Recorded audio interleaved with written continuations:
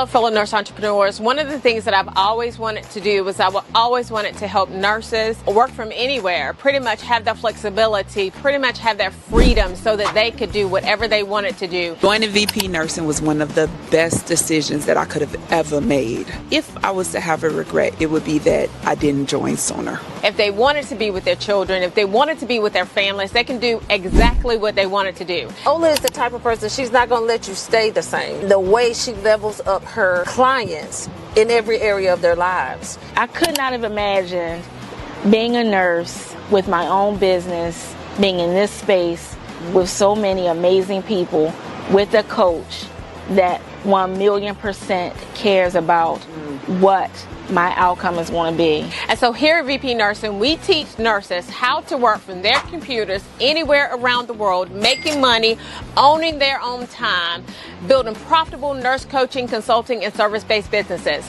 And so now we're at the beach and we're working at the beach and we're having a great time. We're doing a brand photo shoot. It's an amazing time. So if you want to learn how to work from anywhere around the world, creating that flexibility, creating that freedom for yourself, but monetizing the knowledge that you already have, join us at VP Nursing Business Academy. Good morning. Good morning. So I'm super excited, okay, because I have someone that I think that we're not friends yet, but we discussed it before. We're going to be good friends in the future, okay, because we're polar opposite. So it's going to be an amazing conversation. So I suggest that you stay around. I want you to like, share, comment on the video, because it's going to be a really good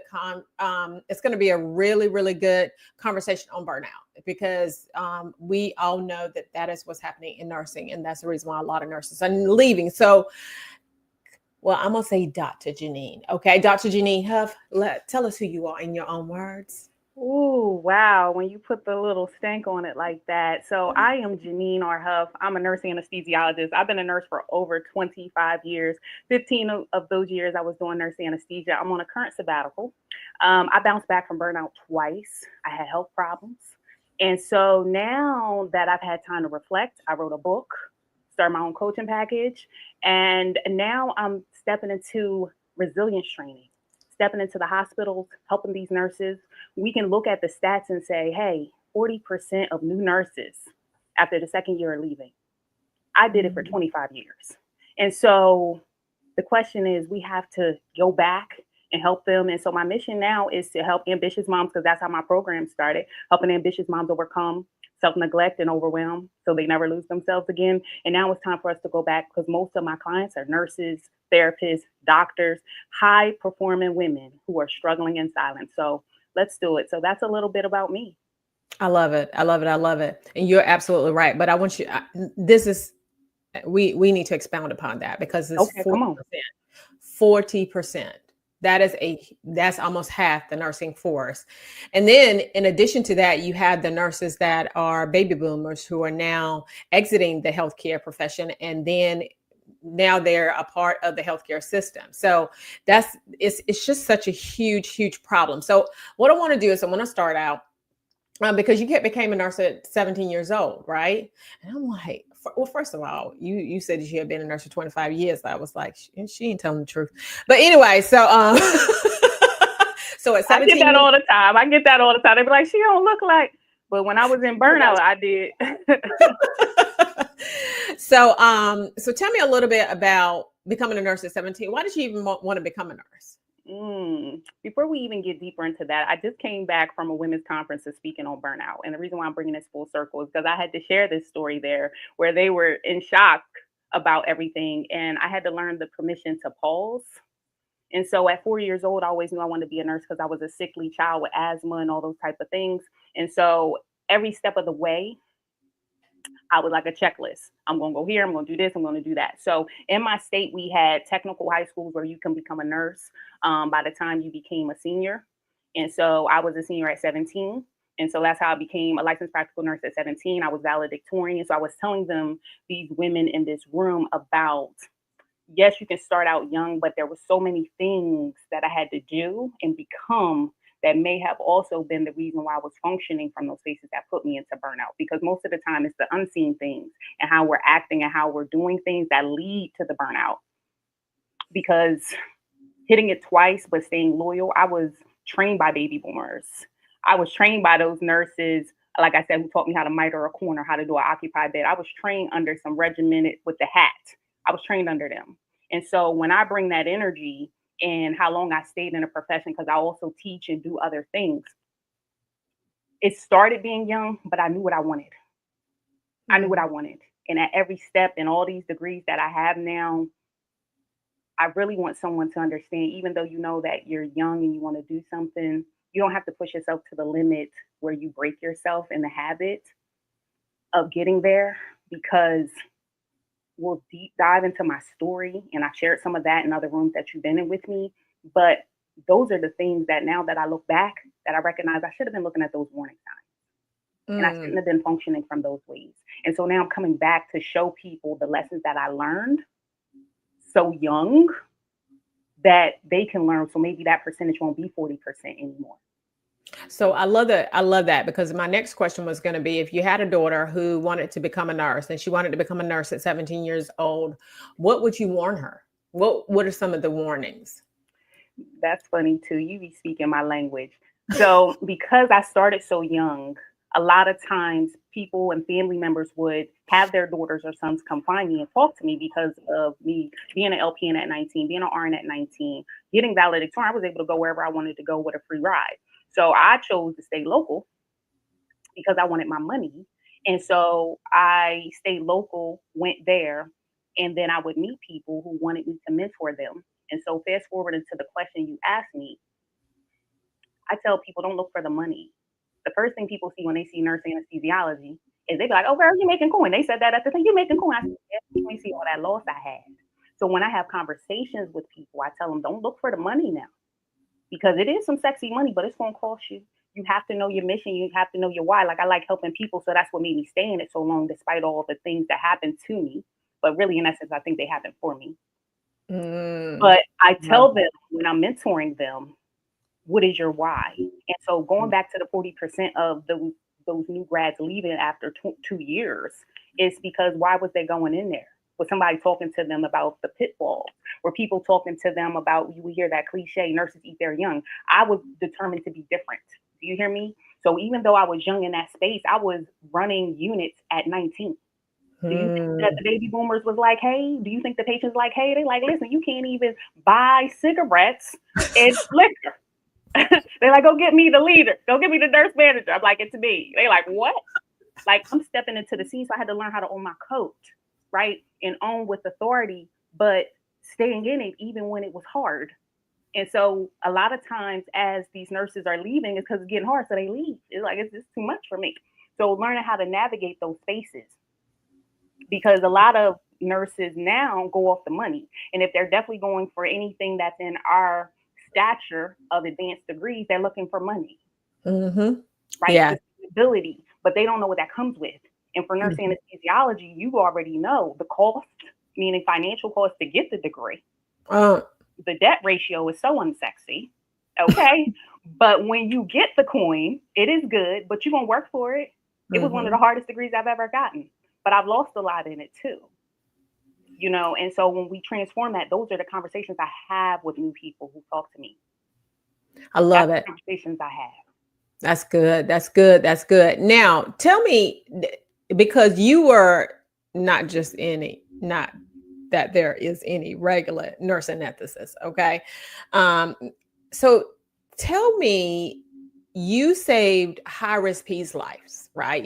You were the anesthesiologist or the nurse anesthetist that was for the high-risk P's. Now, I really compare that a lot to ER nurses, okay? Because we don't come into, this is a cookie cutter, this is what you're gonna get. You're on the ortho floor, that's all you're dealing with is the ortho. You're on the neuro floor, that's all you're dealing with is brain, right? You're on the heart floor, that's pretty much all you're dealing with is heart, right? So you don't come into that type of arena, right? You come into, sometimes I don't know what is going on with you, and these disease processes are disease processes that are incredibly rare, right? And so now we've got to tailor our treatment plan based off of something that is incredibly rare. And so our brain does not get the opportunity to be good. For what it doesn't have the opportunity to settle into one thing and have it like rote repetition. You have to always be thinking on your feet. Now, tell me, what did that cost you in the long run? Ooh. Well, let me back some things up about nurse anesthesia. I didn't start out in high risk pediatrics.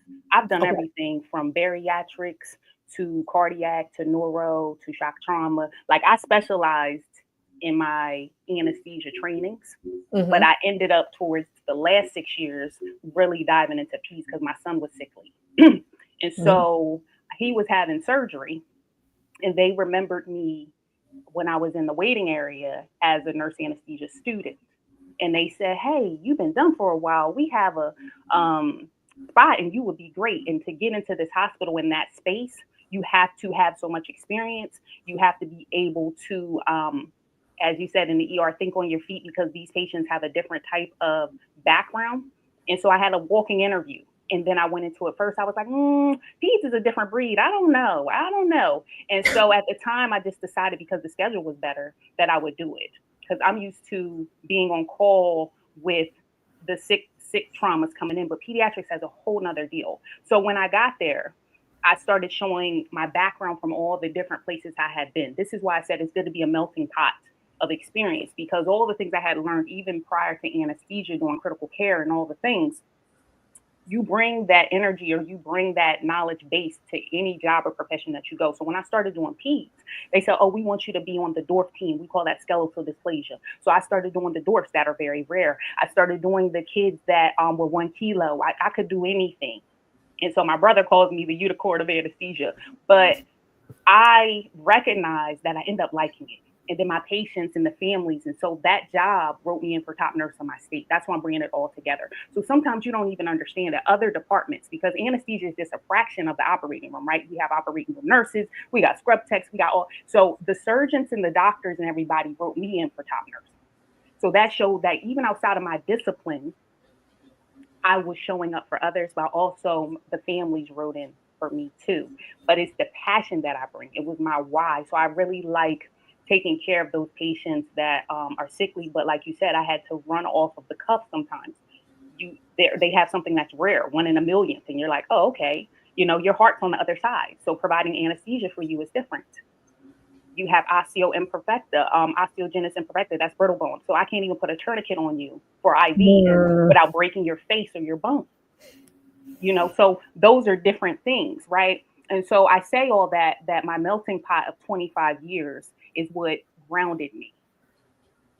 And so I was able to show up better in all those places. So I do like providing pediatrics, but that's not the only thing I could do.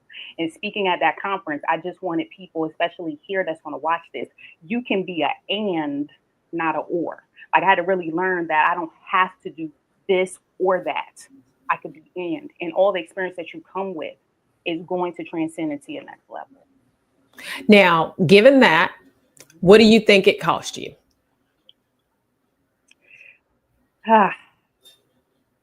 It cost me a lot, but I think it was worth it. That's why I did a sigh.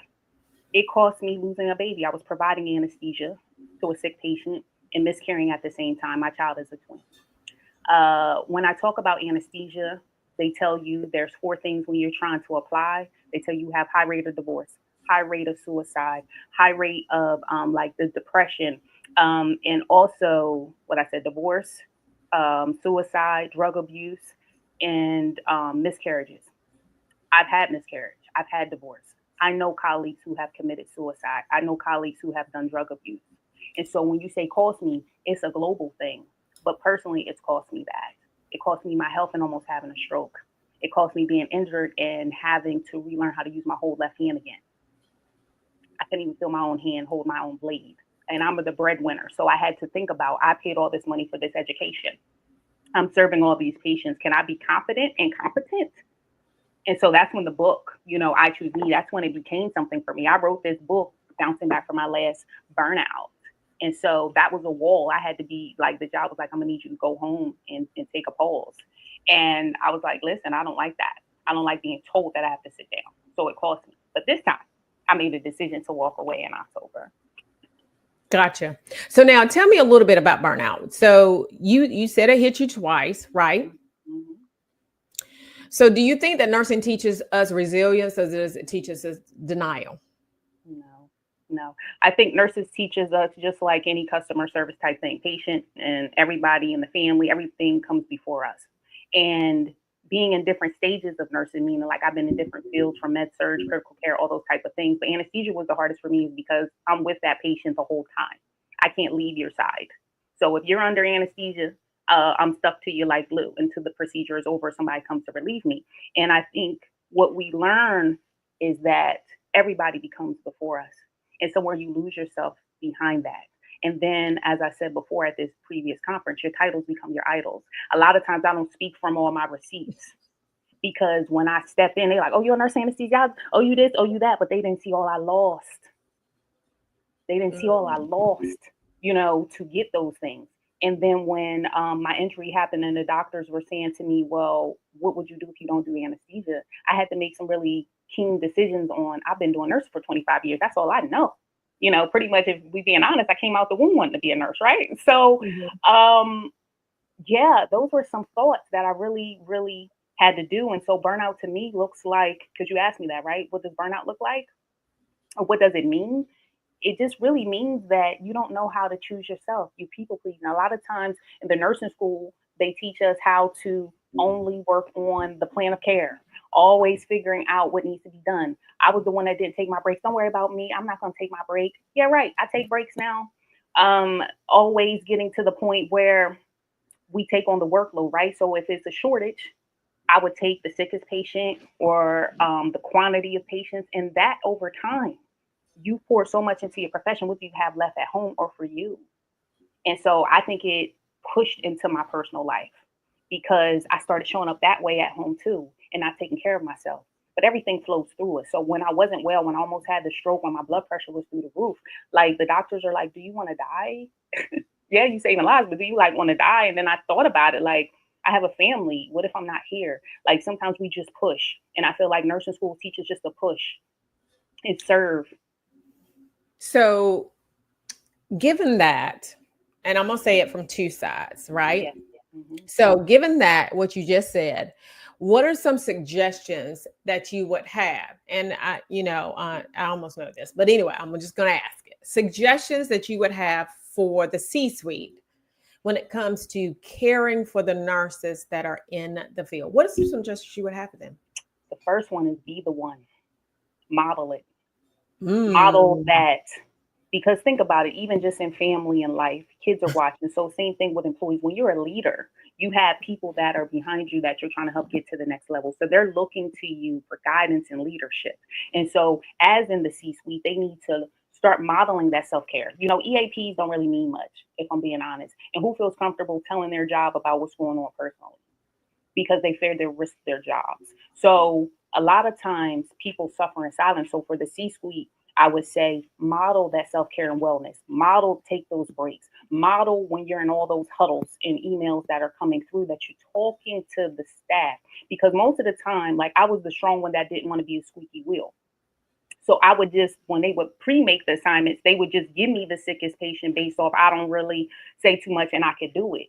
So I didn't really tell them all the things I was experiencing behind the scenes. So I would say to the C-suite, check in on the quiet ones. Because that's the ones that's your top talent burning out. They're not going to say nothing. They just want to pivot and do something else, right? Their productivity starts to slow down. So then you start seeing the side effects, right? When I got sick and I had to be put out, right? The doctor's like, she has to be home. That was when they recognized, oh, but then they were quick to be like, when she's coming back, well, I'm there because you put me in that space over time. But also I have to take accountability of I didn't speak up. So giving the C-suite, giving their staff permission to speak up. Because a lot of times that's what they don't feel comfortable doing because they feel like they're going to be retaliated upon. So be the one. Oh, go ahead. No, go ahead. Go ahead. I was going to say, we need to give them some suggestions. Okay. I'm just saying, be the one. Check in on the ones that's quiet, especially your top talent. And they don't have to call them top talent, but as a leader, you know who's who. That's you know right. Who's who. and you don't have to do it from a place of punity. Like, make it okay, open door policy. See, they don't really give open door policy, so therefore everybody thinks that it's going to be retaliated upon or punitive. And then also assess patient loads, because most of the time as nurses, it's the patient loads, right? The ones that's getting burnt out. Most of the baby boomers are the older ones. Originally, they do all the harder ones because they've had the most experience. So therefore, leaders feel comfortable dumping upon them because they know they have the experience. With new grads, sometimes they push them too hard because then they want to make them jump up to speed, but they don't give them guidance. They don't put them around people that's going to train them effectively. Then sometimes you have the blind leading the blind. So then you got like a grad that's 4 years teaching a grad that's 2 years. You're like, well, hold on. Your math is not mathing. And yeah, I mean, I'm just being honest. And even when I have nurse anesthesia students that come with me, even at most of the institutions, because for Drexel University, they gave me top preceptor award from one of my students that I had 2 years prior, that he wrote me in when he was graduating. He remembered that experience. But where I'm going with that is, even when students are with me, like precepting, I'm known to be that one that's going to help you even in your didactic, but also your clinical experience. But I also want to meet you where you are. Because when you're providing anesthesia, you need to be emotionally sound. Because you're putting people to sleep to wake them up. You need to be hitting that marker like 99%. Like you talked about my type A personality, but that comes from providing anesthesia. Because my margin of error is very slim. And so people know I'm laughing because one nurse in department got me a scrub hat that says "Move with Purpose," because they know when emergencies happen, I don't get very like anxious. I tell my students, you need to move like a duck, be calm on the feet be flapping. So they know that the flapping of the feet, when I say I'm gonna need you to move with purpose, that means hurry up. That's my code for danger. Okay, get ready. So they bought me a hat. I'm going to need you to move with purpose. But you can teach other disciplines, right? Those weren't anesthesia students that bought me. Those were nurses that work alongside me to help me, like OR nurses and sedation team. And that let me know you just model it. So you can be a leader and not know you're really modeling. So back to the C-suite question, it is helping those staff members, checking in on them, being that, learning that giving me snacks and treats and pizza parties is not going to help me. Okay. Not at all. They push clinical ladder so much. I've been on all the ladders. Okay. And that money and bonus don't always do it for you when you're tired. Right. Okay. So I think how they're handling it, because they recognize it, but how they're handling it. And sometimes C-suite, and this is my last thing, I'm gonna let you talk. Sometimes C-suite, how they got to the C-suite was through friendships. And so sometimes they're blinded by who's in the team that could be being the disruptors that make the people that are within the team not feel comfortable to speak up. I think that too, because that was never my experience. Like, I think they modeled it. They modeled it fine, but they wanted us to always come in and be the one that exceeded our boundaries, right? They were fine. I mean, I was kind of upset about the fact that every time I turn around, you walking out the door and I'm still here working like a slave, right? So that was my thing. So I think that is, different on different levels, but what would you tell the nurse, right? Because the nurse has to set those boundaries as well. So I had to learn how to have boundaries. I'll give you an instance, right? So we talked about having tough assignments. So in this one pediatric situation, I was doing ENT. So sometimes in the course of a day, you can have 20 cases. And that's a lot as one provider. And so they wanted me, because I was so efficient, to keep running through lunch. They were like, oh, can you do one more? I said, no, I'm going to go focus on this food. And that's how I said it. I can't do another patient. I'm not going to provide another anesthetic until I eat and take care of me. So a lot of times we do not stand up for ourselves on what we need. But I'm telling you the reason why a lot of times they don't stand up, because they don't feel comfortable. The environment is not bred for being comfortable and saying what is really going on, because normally they'll be like, well, you can just go after her. You could just, so a lot of people don't like friction and conflict. And so I've seen both type of leaderships throughout my 25 years, when you said that they take it and they model it, but I mean model it from a place that they accept you to do it. That's where I'm going with that. Like, I've seen it where they model it, they don't care, but I've also seen some that push so hard that they don't even model it. So the staff is modeling behind them, because in leadership, you have your own goals and markers you have to meet, right? And so with restructuring and COVID, that changed a lot in the hospital system with budgeting and all that, because they spent a lot of money to bring in outside people. Like, there's so much restructuring going on. And so everybody was feeling it. And a lot of times people just don't want to speak up on it because they're scared they're going to lose their job, or they're scared. So when you said, what can the nurse do, is you're going to have to find your voice. You're going to have to find your voice. And there's ways to do that. And I speak about that in the resilience training, but it was like I had to teach people how to treat me, but do it from a space and a place that was a win-win for them. Because if I'm top talent and you want me to stay, then you want to make sure I'm getting my breaks. You want to make sure I'm not always doing the sickest ones. Maybe you should give me a student for these 20 cases that I'm going to be doing, because I could be teaching them, which is going to help your staff. You see what I'm saying? Like, there's ways you could do it without it being blatant, because you always have people, and I'll be honest, that hate and cause little trip ups. And so being who you are and learning that your expertise, that you bring something to the table, and we mesh baby boomers, or however you want to say it, we have different level of expertise trying to all work together. But I don't think they always set us up for success on how we can do it effectively. Yeah. Yeah. And I think that, that is really, really good in educating them on before you walk out of the door, right? Educating them on what you got here. I'm not bragging, but I know who I am and I know what I bring to the table, right? I just want to educate you on the fact that I may walk out of the door. So let's us together work together to ensure that we are moving forward. Now, let's talk about your business. Now, the business where you talk to healthcare, is it just healthcare or is it everybody? It's funny that you say that. At that women's leadership conference, it turned into more. The outside of hospital organizations asked me to come in because they were in the room. Okay. So now I can say in more, right? But where it started is hospitals, but it sounds like it may be more. Gotcha. And you teach them again about what?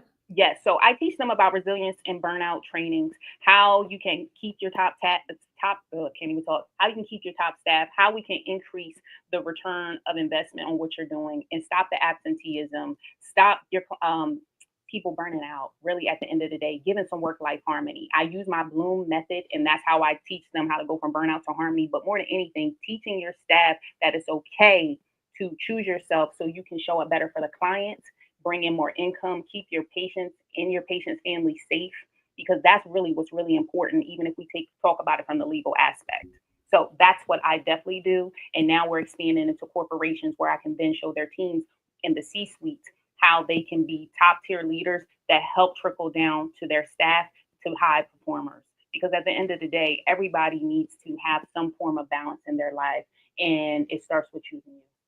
I love it. And it's so funny how and I've said this probably about 1,000 times, simply because when I first started in nursing, I've been a nurse for about 33 years now today.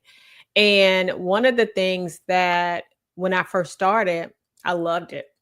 I thought it was the best thing ever, right? And then as time has went on, like it became such a burden that I couldn't bear it anymore. And so I don't really understand. I don't know how nurses bear it today. And I can understand the burnout rate where it is. But I've said this time and time again, because you have good people who are at the bedside, and because they know how to put in the IV, and they know how to put in a Foley catheter, and they know how to run your unit like a boss, does not mean they need to be one. Leadership is a different skill set. And when you understand that leadership is a different skill set than being able to run that, then it's game changing for you. But also, just like you said, like, you have got to be very intentional about, cultivating your leadership, having a culture that people want to run to as opposed to run from, right? And being very intentional about that, and being very intentional. John Maxwell said it literally changed the game for me. Okay. Because I was not a nice ER nurse. I'm just going to tell you that. Okay. I'm much nicer now, but I was not nice at the time. And I wasn't, because I was running an ER that had high traumas. Like we came in, look, we got to get this job done. And John Maxwell said, people don't care how much you know until they know how much you care. That one quote literally changed the game for me. And so I stopped, because I thought that I had to get every degree there was, and then people would care about me. They don't care about you. Not in one single solitary bit. I got every one of them. Okay. Every one of them. From LPN, I ain't become a CNA, but from LPN on up to my doctorate, they don't care nothing about you. All they care about is themselves. And so, rapid fire questions at this time. Such a good talk. I love it. I love it. I love it. So now, what's been the most rewarding thing about nursing? The most rewarding thing is seeing patients and families really flourish after my care. Because I was one who would not, like, my family would be like, oh, she said she off duty. But that is the space I could go and be soft and know that pouring into them, right? You said the culture may not accept you, but the patients and the families appreciated my care. I love it. I love it. I love it. What's a common misconception about nursing? The common misconception is that it's not hard. They think that it's just about the money, but it's hard. It's hard on you physically, mentally, spiritually, right? And like, let's talk about hospice nurses, ERs, and even me doing shock trauma and OR. Like, you take on a lot. Like, it's hard seeing death and dying. I had one time, real quick, I had a child who was drowning. So when he came in as a drown victim, I was called down to the ER to put in the breathing tube. But like, me and another nurse anesthetist were crying in the hallway before we had to start our next case. Like, we didn't even have time to process. It's like, and we both had kids that age. That's why it hit us. So what I'm saying is, emotionally it affects you, even though you're doing your job, right? I lost a child while during a code blue. So yeah, they don't see the toll. Yeah, that's so good. That's so good. Now, you have a book that's behind you, Choose Life. Yes. Now, but what are you reading now?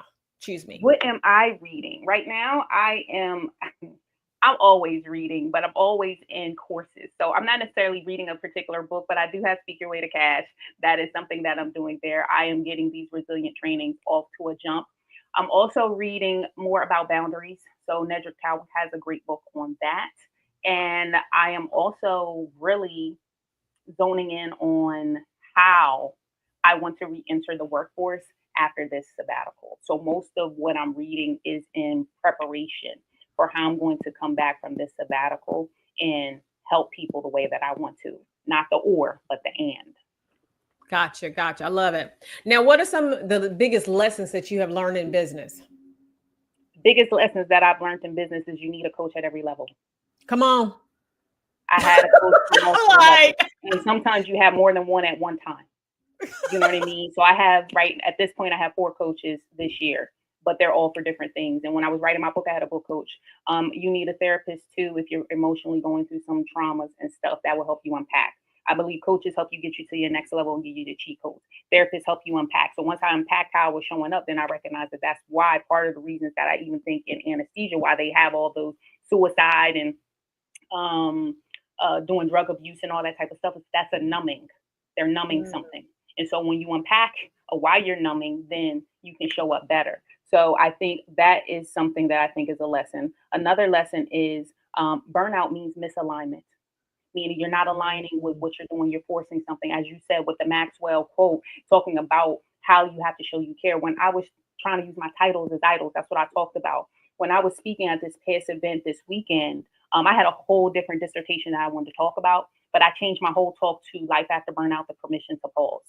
And I got a standing ovation. And the 7 top things that I gave them, what they told me they left with, and I'll be putting up their testimonials, but they learned that don't let your titles become your idols.